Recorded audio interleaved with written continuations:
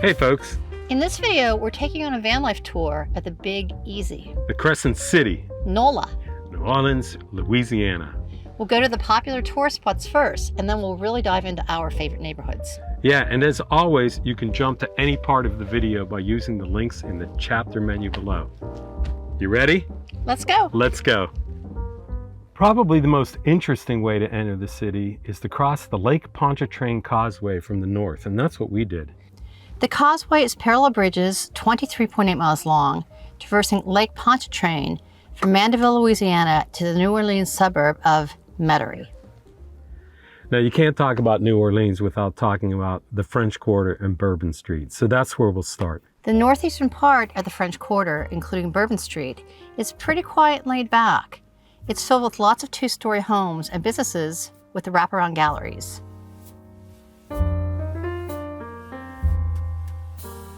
And also some more modest one-story homes, and they're all really colorfully painted. As you travel southwest on Bourbon Street, it gets progressively wilder and louder.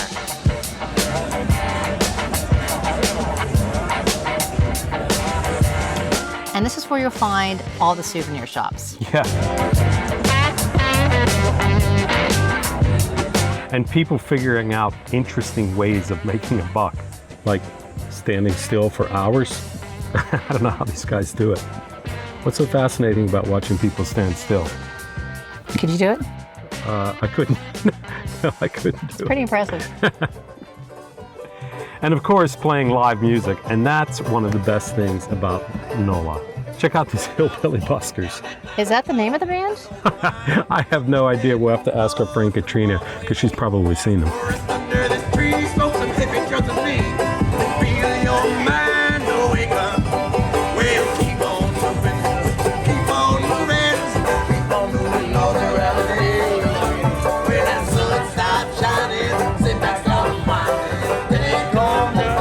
Well, there are a lot of great small places to check out live music as well. Yes, you better slow that thing down. Y'all clap your hands one time, come on. You've been running all over the town.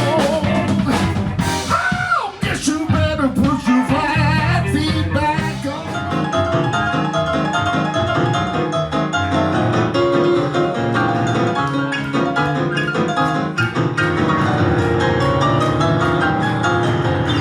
Heading further west, you'll note a distinct change in both the crowd and the music.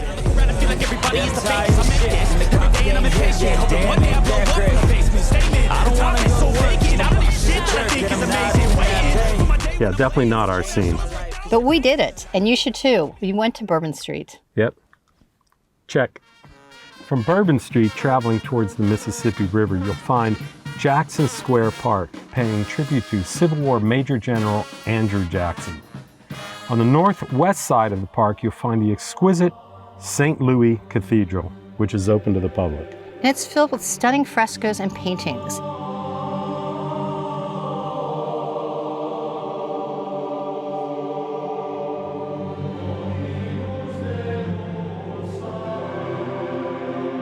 And beautiful stained glass.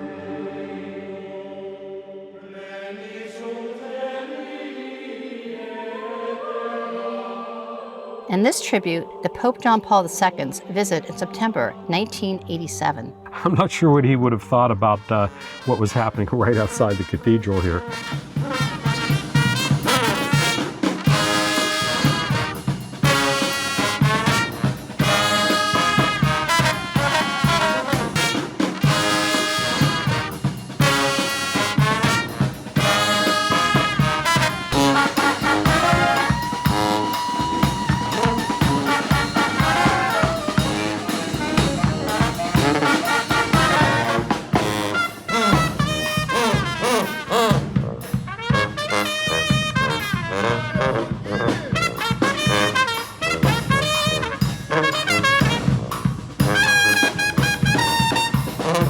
Can't escape live music in NOLA. Yeah, nor would you want to. No, it's everywhere. I love this guy tap dancing. Again, always finding a way to make a buck here.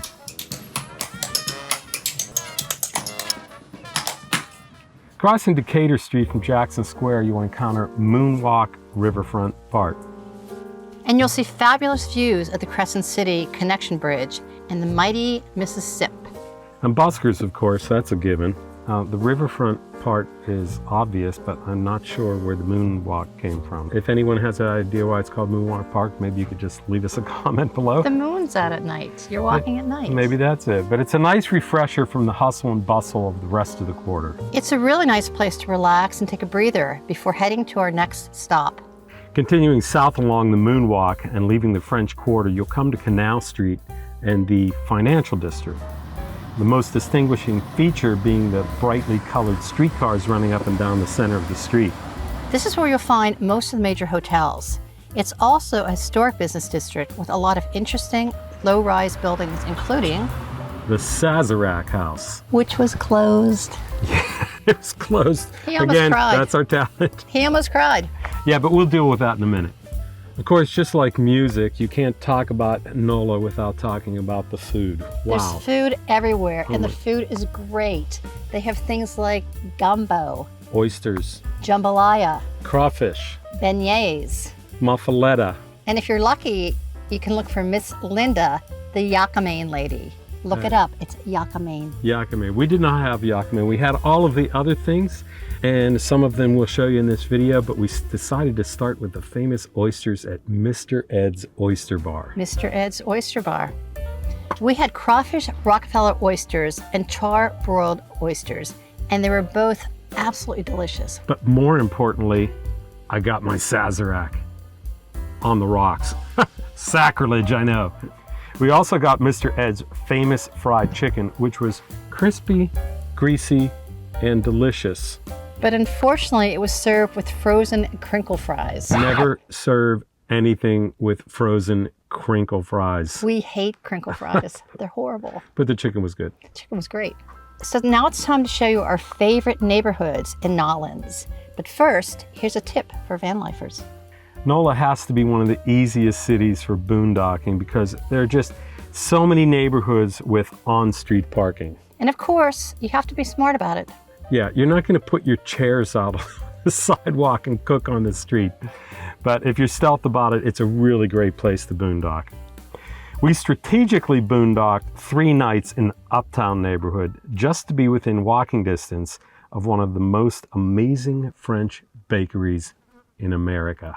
Le Boulangerie. To wake up in the morning just a short walk from this place is divine because it is heaven. It gets super crowded, so make sure you get there as early as you can. In addition to amazing breakfast items, they also serve sandwiches, and everything is freshly baked right on the premises. By very talented bakers, I must add. They have scrumptious pastries like these lemon meringue tarts. They have berry rolls, they have cranberry soufflés, they have muffins. And awesome savory treats like cheddar chive biscuits, and these incredible ham and cheese pretzel logs. Now, if you've watched any of our other videos, you already know that we were there for the croissants. Talk about heaven. They're light, flaky, crispy, buttery, Yep, all of the above. perfectly laminated. I got the plain croissant And I got the almond croissant. 3 days in a row. That's right. I told you we boondocked there in that neighborhood for 3 days because we went to La Boulangerie 3 days in a row. We also sampled this incredible cinnamon nut pastry. Wow. La Boulangerie is on Magazine Street, which has to be our totally favorite street in the city. It's a great place to walk. Yeah, you can walk to many of the best parts of the city just by navigating Magazine Street. And here you'll find a lot of cool boutiques and restaurants housed in old homes and commercial buildings. And it gets progressively funkier Oh yeah. as you head east from Uptown to the Lower Garden District. And I love this place, H. Ralt. Surely the coolest locksmith shop since 1845.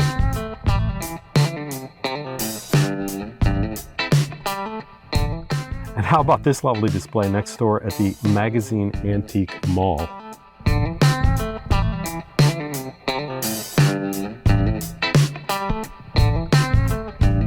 And perhaps my favorite shirt in the window of the NOLA T-shirt club. Did you buy it? No, but I should have. And the cutest boudoir attire at Century Girl Vintage Boutique. Oh, very cute.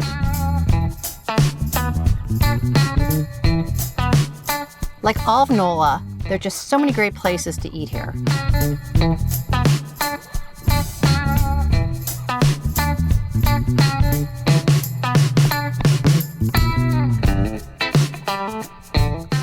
And the award for the best water feature here at the Bulldog Pub.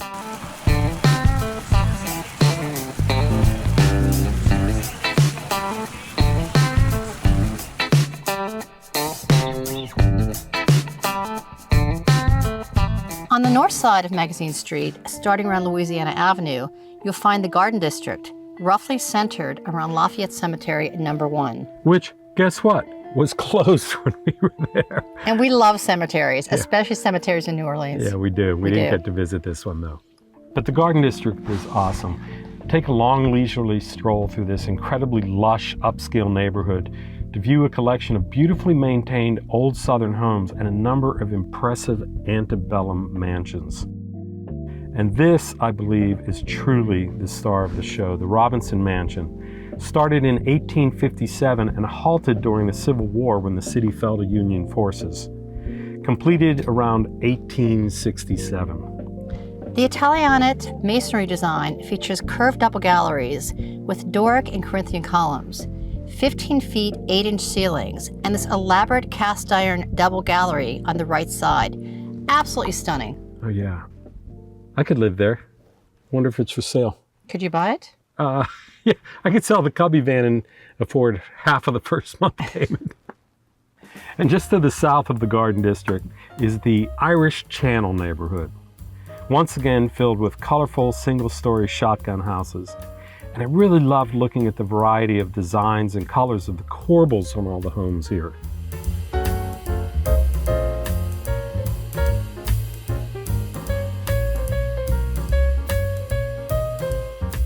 And of course, residents have surrounded their homes with exquisite plants and gardens as well.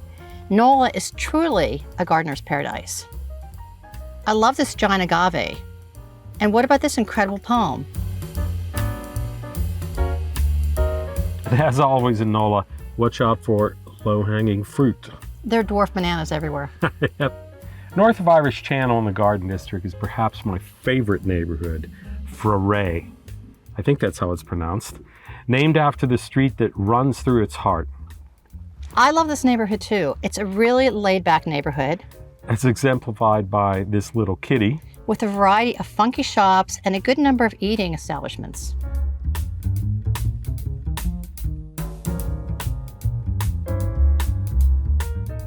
Yeah, I particularly love this one, which wasn't open, of course, when we were there at 10 a.m. This is Val's, a super cool renovated service station with a lush outdoor area and a beautifully stocked bar. And speaking of booze... He always does. Booze and ice cream. What could possibly be wrong with that? There's even a good old independent hardware store here. I love these kind of places. It's the kind of place that has everything. There's also some great public art here as well.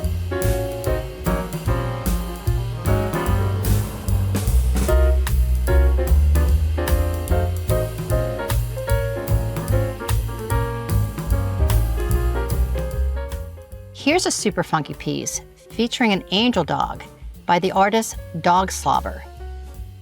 There's even art in people's yards. Perhaps what I like most about Ferret is that it feels like a village, not a big city. It's mostly single-family homes, almost all of which have a nice little yard and some interesting plants. Like this one, this is something I've never seen before. That's a sandbox tree. Really cool. While there are a lot of older homes, there are also some really nice modern structures as well.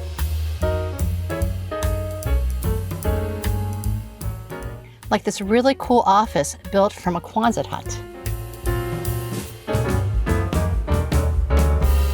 Yeah, I could live there. You could live anywhere. Yeah, if I could afford it. You could afford it. And southeast of Ferret is the lovely Audubon Park. It's 350 acres of grassy meadows ancient live oaks and paved trails popular with runners, dog walkers, and bicyclists.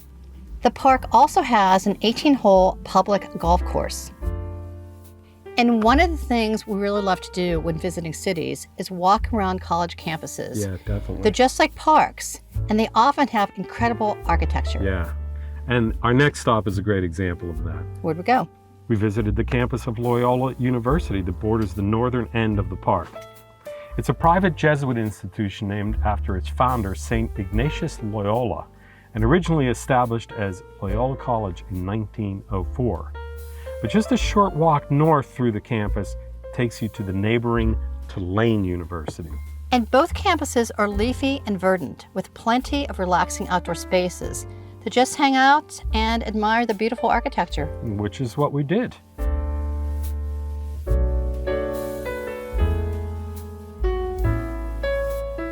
And we particularly enjoyed some of the more modern examples on Tulane's campus, especially the 77,000 square foot angular mirror glass Commons building, designed by architects Michael Manfredi and Marion Weiss.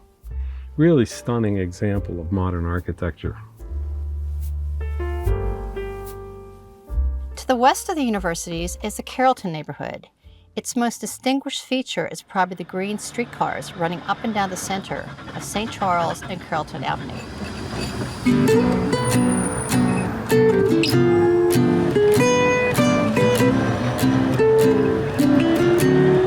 Yeah, and apparently running the flat path between the tracks is a real thing here. But be really careful to look both ways. This runner with her companion sets a very good example for us. You know, even with the streetcars, it's probably safer than running the pothole-ridden streets or the treacherous sidewalks of this neighborhood. The live oaks here are beautiful, but they definitely cause some problems. What's your step? And nonetheless, it's still another great neighborhood to stroll around, admiring the lovely homes and gardens.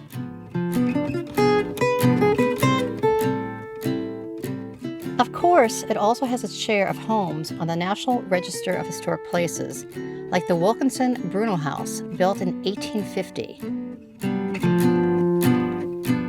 Maple Street has a number of fine local eating establishments as well.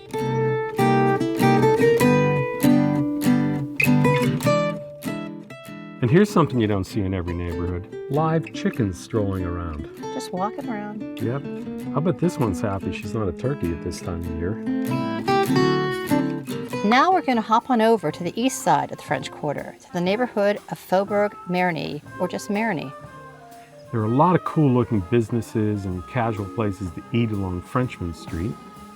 Especially if you're into alfresco dining. And how about this place, Willie's Chicken Shack? We can't attest to the food, but the interior of this place, wow, it's a knockout. Marigny is also home to some of the best live jazz clubs in the city.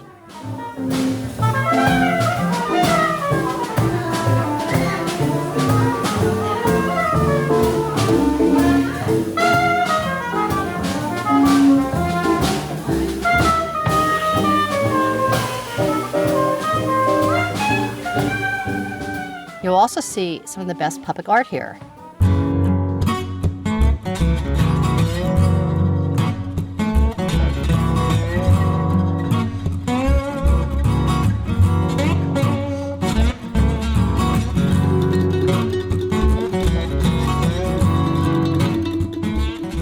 Head north on Frenchman Street to chill out at Washington Square, another of the city's great parks.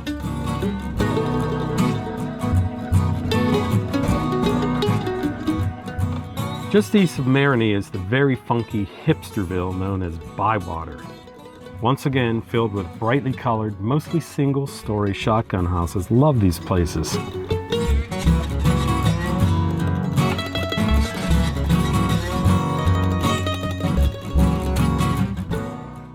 Definitely a chill vibe here.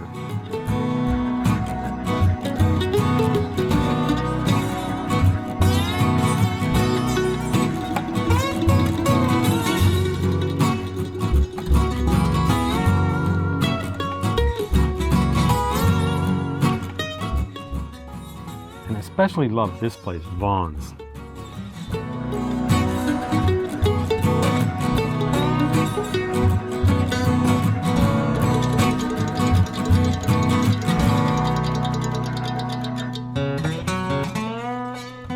And of course, like everywhere, art is a thing here. And this is the F. Edward Hebert Defense Complex at the end of Bourbon Street, which the Navy abandoned and turned over to the city in 2013.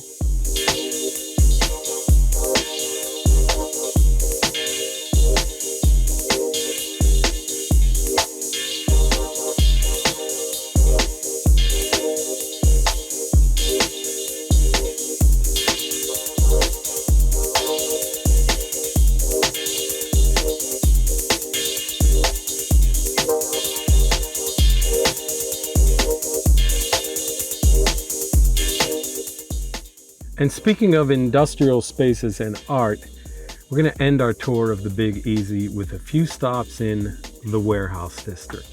This is where you'll find the trendy art galleries. It's certainly no Chelsea or Soho, but you can still find some interesting art here, like this contemporary take on Warhol titled Warhol Sitting in His Living Room, New York City, 1984.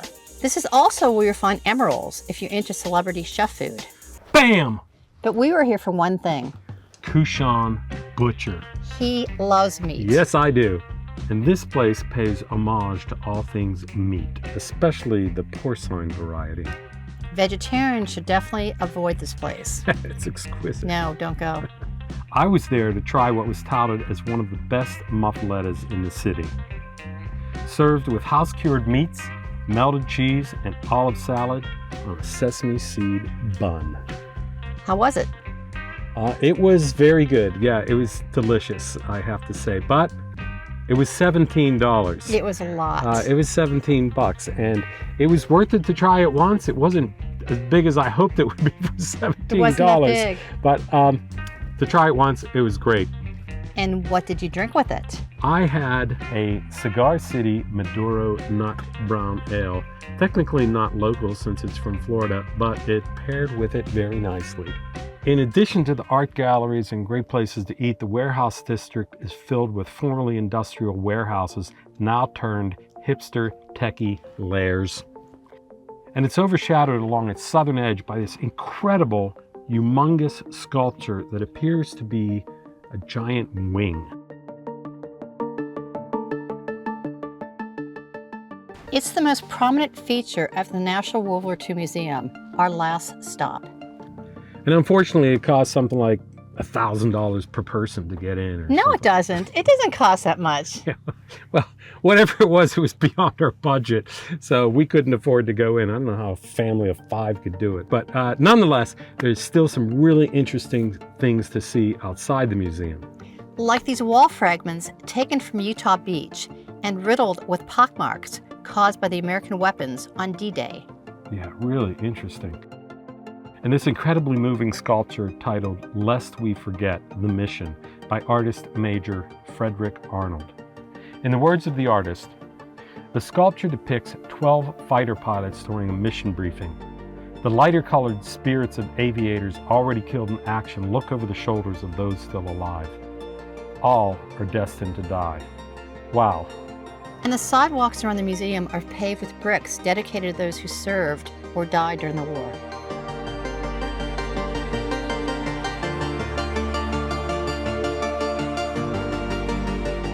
And if you're headed to NOLA, I'd highly recommend a visit to this wonderful museum. Yeah, even if you can't afford to go inside. You can afford it.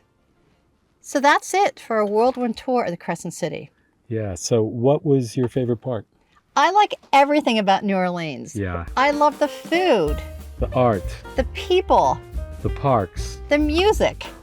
and the boondocking. It's such an easy place to boondock. It's a really unique city.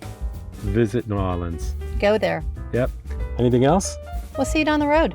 We'll see you on the road.